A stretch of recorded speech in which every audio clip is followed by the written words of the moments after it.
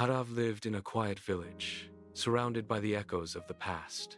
His room was a museum of antique trinkets, but his true obsession lay in his grandfather's attic. One rainy Tuesday, amidst the dust and shadows, he unearthed a rusted pocket watch from a mahogany chest. It felt unnaturally cold. Engraved on the back were the chilling words, "Do not disturb time." Arav let out a short laugh, convinced it was a clever prank. With a defiant smirk, he gripped the dial and twisted the hands backward. A sharp click echoed through the rafters. The world vanished into absolute darkness. When the light finally flickered back, a heavy, suffocating silence filled the room.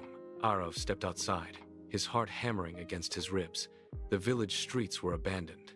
Not a single bird chirped. Even the wind had ceased mid-gust, leaving the leaves hanging like painted glass.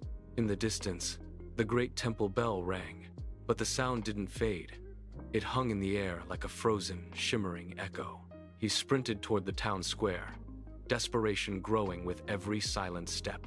Every villager stood motionless, eyes wide and fixed, trapped in a horrific, static pose. Arav reached the baker and waved his hands frantically, but the man remained a marble statue, unblinking and cold. The world had become a photograph.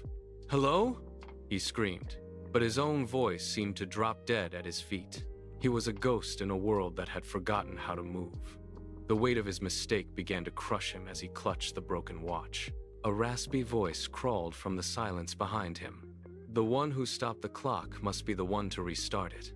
Arav spun around, gasping. Standing there was an elderly man wearing his own face, his skin a map of deep, ancient wrinkles. The elder gestured to the watch, in Arav's trembling hand, with a look of profound sorrow. "I made this mistake decades ago," the old man whispered, his voice like dry parchment. "Choose now.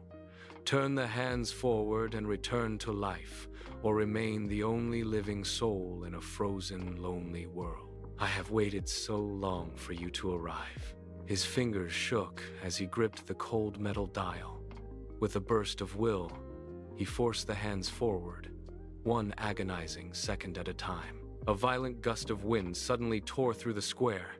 The bell finished its toll, and the baker finally blinked, resuming his work as if nothing had happened. Arav dropped the watch into the dirt and walked away.